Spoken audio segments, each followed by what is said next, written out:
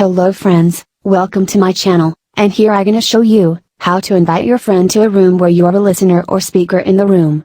As of your audio delivery requirements. Follow the video till the end to get an idea about how to invite people in a room, on the Clubhouse app. Let's get started. Here I am joining a new room on the Clubhouse app. First, open the Clubhouse app on iPhone.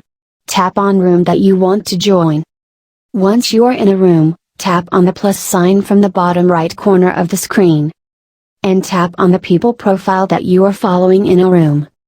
Your Clubhouse app will send the request automatically with a green message confirmation on the screen. Also, Clubhouse Room users can invite through the other social platform from the share option given on the pop-up. If those people are not following you, here I invited my friend to join into Clubhouse Room. Here's my invited Clubhouse app mobile. See a notification alert at the top right corner of the screen. Here's pinged message notification on the screen, tap on it to start to join. Now I joined a room that is invited by my friend.